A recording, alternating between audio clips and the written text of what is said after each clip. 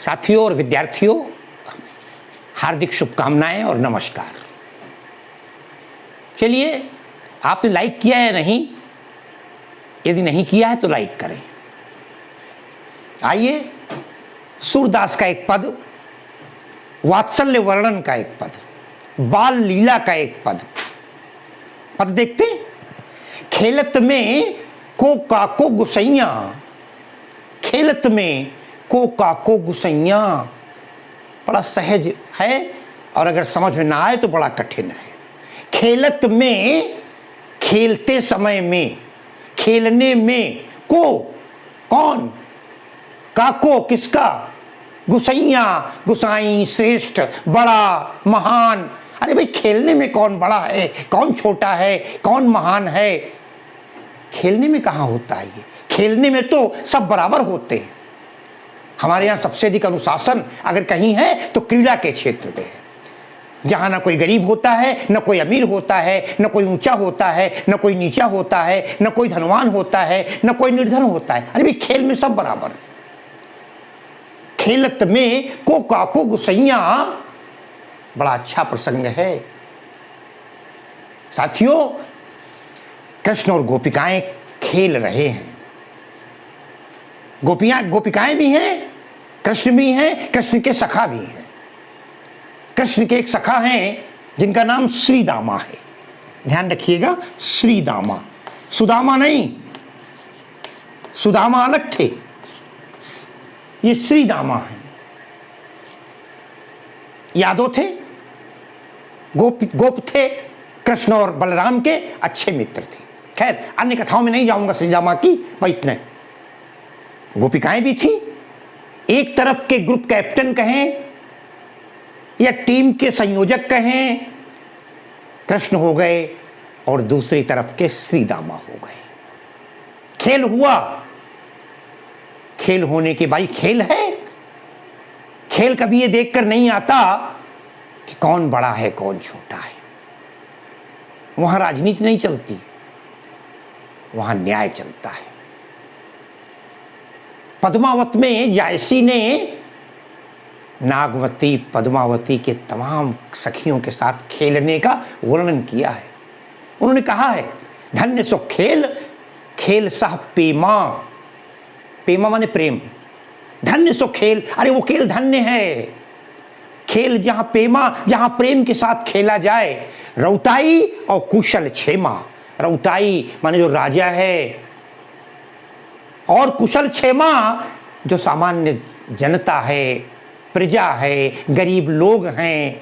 रौताई और कुशल क्षेमा, एक और राजकुमारी है, एक और उनकी तमाम सेविकाएं हैं, और खेल चल रहा है। धन्य है वो खेल, क्योंकि खेल में कहीं ऊंचा नीचा नहीं होता। अरे भगवान राम और भरत जब खेला करते थे, भरत जी रोते हुए कहते हैं, मैंने हमेशा एक बात देखी है, भरत जी की चौपाई बड़ी सुंदर है ना। मैं प्रभु कृपा रीति जी अजोही, अहारत खेल जिता वहु मोही। मैं प्रभु कृपा रीति जी जोही। अरे मैंने प्रभु की कृपा देखी है, उनकी परंपरा देखी है। हारत खेल, मैं जिस खेल में हार रहा होता था उसे भगवान अपना छोटा समझ करके जिता दिया करते थे। खैर, वो खेल की बात। यहां हुआ ये, श्रीदामा वाली टीम जीत गई और कृष्ण वाली टीम हार गई। और कृष्ण की टीम हारते ही कृष्ण गुस्सा होकर बैठ गए, नाराज होने लगे। उनसे कहा गया, उनसे कहना शुरू, अरे खेलत में क्यों तुम बड़े हो, खेलत में को काको गुसैया, तुम बड़े घर के होगे, मगर खेल में कोई बड़ा छोटा नहीं होता। खेलत में को काको गुसैया। अरे खेलने में कौन किसका गोसाई है, कौन किसका गोस्वामी है, कौन किसका श्रेष्ठ है, कौन कितना बड़ा महान है, कौन, कोई नहीं होता। खेलत में को, खेलत में कौन है, प्रश्नालंकार है। ध्यान रखिएगा, मैंने तमाम चीजें लिख दी हैं। बाल ब्रज भाषा है, पद शैली है, वात्सल्य रस है, बाल मनोविज्ञान है भी देखिएगा आगे।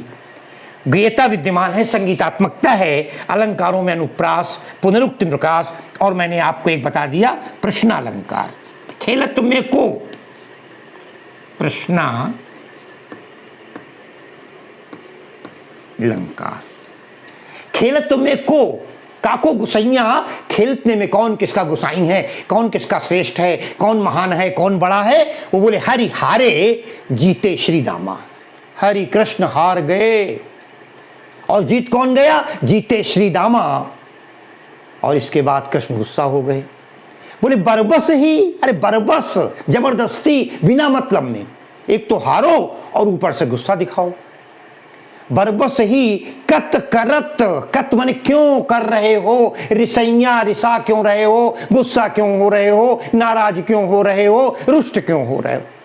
रिसा जाना ब्रजभाषा बड़ा अच्छा शब्द है, ऋषि आ गए तो कहते हैं हरि हारे जीते श्री दामा, हरि कृष्ण हार जाते हैं, श्री दामा जीत जाते हैं। उसके बाद बरबस ही, अरे बिना मतलब में ही जबरदस्ती अपनी हार पर भी तुम गुस्सा होकर बैठ गए हो। बरबत ही कत करत रिसैया। और देखिए उस जमाने की बात आज भी लागू होती है, यही तो मनोविज्ञान है और समाज की स्थिति। जाति पाति हमते बढ़ना ही, एक समय था जो हमारे देश में जाति प्रथा का बोलबाला था। बोले क्यों, किस बात पे नाराज बैठे हो, किस बात पर घमंड दिखा रहे हो, अरे जाति पाति हमसे बढ़ना ही। श्री रामा कहते हैं हमसे तुम्हारी जाति बड़ी नहीं है, अगर तुम ग्वाल बाल हो तो हम भी ग्वाल बाल हैं, तुम यादव हो तो हम भी यादव हैं। इसका मतलब उस समय जातियों का बोलबाला था, जाति पाति हमते बढ़ना ही और ना ही बसत तुम्हारी छैया। कितना स्वाभिमान है, अरे ना ही बसत, अरे हम अपना कमाते खाते हैं, तुम अपना कमाते खाते हो, ना ही बसत तुम्हारी छैया, तुम्हारी छाया में, तुम्हारी छत्र छाया में, तुम्हारे नेतृत्व में, तुम्हारे अंडर में, अरे तुम्हारी देख कर खाने वाले, मैं तुम्हारी छांव में नहीं बस रहा हूं, तुम्हारी कृपा का पात्र नहीं हूं, कृपा भाजन नहीं हूं, न ही तुम्हारी कृपा भाजन हूं, न तुम्हारे देखभाल में छत्र छाया में पल रहा हूं, और न ही तुम मुझसे जाति में बड़े हो। फिर ये रूठ करके बैठने क्या आवश्यकता क्या है, हम बराबर तुम बराबर, आओ गले लगो पुनः खेलो, हार जीत तो लगी रहती है। जाति पाति हमते बढ़ना ही, ना ही बसत तुम्हारी छैया, अति अधिकार जनावत। आज गुस्सा होने के कारण हाँ एक समझ में आ रहा है तुम्हारा, तुम अति अधिकार जनावत, अपना अत्यंत अधिकार जमा रहे हो, अपने को श्रेष्ठ सिद्ध कर रहे हो, क्योंकि याते, इस कारण से क्या, जाते अधिक तुम्हारी गैया, हाँ तुम्हारे पास गाय ज्यादा हैं। गाय किस बात का प्रतीक हो गया, धनवान होने का। अरे तुम अमीर हो सकते हो, आते अधिक तुम्हारी गैया, लेकिन अमीर होने का मतलब ये तो नहीं है कि तुम गरीबों को भूल जाओ, गरीब पर धौस जमा लो। क्यों जमा लोगे, सब स्वतंत्र हैं, सब अपनी बात है, सब आत्मनिर्भर हैं, सब परिश्रमी हैं, अपना अपना परिश्रम करते हैं, खेलते हैं। फिर अधिक गाय होने का यहाँ खेल के मैदान से क्या लेना देना है, सीधी सी बात है। तुम भी किशोरावस्था के हो, बाल्यावस्था के हो, जो भी, याते अधिक तुम्हारी गैया, गाय अधिक हो गई, धन अधिक हो गया, तुम्हारे पास गाड़ी हो गई। आज के युग में देख लें, अरे भैया ठीक है तुम्हारे पास 1 लाख रुपए की बाइक है, हमारे पास सस्ती है या नहीं है, तुम्हारे पास 2 गाड़ियां हैं, BMW है, हमारे पास नहीं है, तो क्या हमारे भाई जिस विद्यालय में बैठे हो, जहां पढ़ रहे हो, वहां तो सब बराबर हैं। विद्यालय की एक ड्रेस है, एक वेशभूषा है, एक गणवेश है। साथियों जब तक अपने विद्यार्थी क्लास में पढ़ाता था, प्रायः मैं कैंट के विद्यालयों में रहा, यहाँ एक और ब्रिगेडियर तक के बच्चे हुआ करते थे, कर्नल ब्रिगेडियर के, दूसरी ओर जवानों के बच्चे हुआ करते थे, विद्यालय के चपरासी का बच्चा तक हुआ करता था पढ़ने वाला। लेकिन मैंने कभी भेदभाव नहीं किया, यहाँ सब बराबर हैं, यहाँ सब में समरूपता है और होनी भी चाहिए।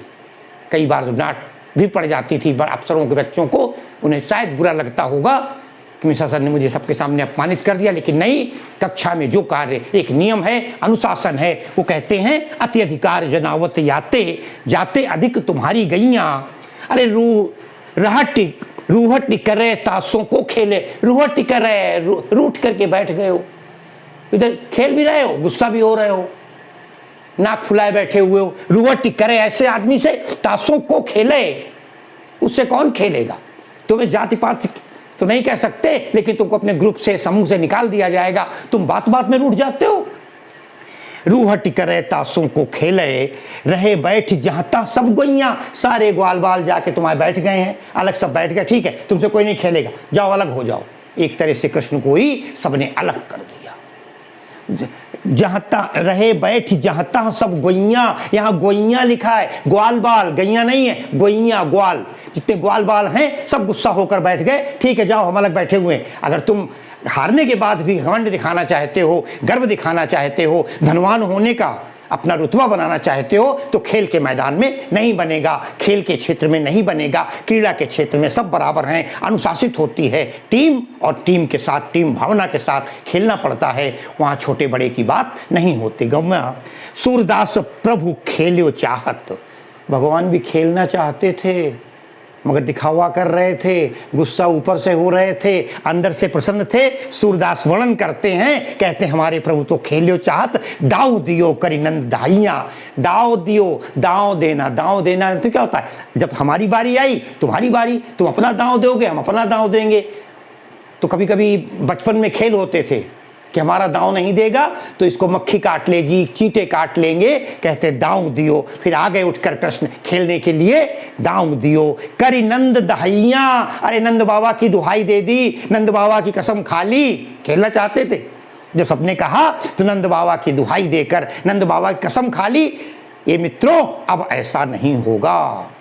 आने वाली पीढ़ियों को एक संदेश है, हम कितने बड़े क्यों न हो, जब खेल का मैदान है, शिक्षा का क्षेत्र है, तो सब बराबर होने चाहिए। किसी के साथ हीन भावना का प्रादुर्भाव बिल्कुल नहीं होना चाहिए। नंद कर बाबा की दुहाई देकर कृष्ण जो खेलना चाहते थे, एक बार फिर दांव देने के लिए, अपनी बारी पर अपना प्रस्तुत करने के लिए उठ जाते हैं, खिलकर आ जाते हैं। और ये थी कृष्ण और श्री दामा की हार और जीत के बाद एक बढ़िया मनोवैज्ञानिक विश्लेषण। यहाँ समाज की समरूपता, जाति पात, धन दौलत सब एक तरफ होते हुए खेल का जीवन में महत्व कितना है, इस बात को यहाँ पर प्रस्तुत किया गया है। बढ़िया ब्रजभाषा है, लालित्य मधुरमा है, पद शैली है, गीता वाला पद है, गाया जा सकता है, अलंकारों का अपना है, माधुर्य गुण है, और सब कुछ मिला करके एक बढ़िया बाल मनोवैज्ञानिक, बालक की मनोदशा का सुंदर चित्रण किया गया है। इन्हीं के साथ मैं आज अपनी कक्षा को विराम देता हूँ। बहुत बहुत धन्यवाद।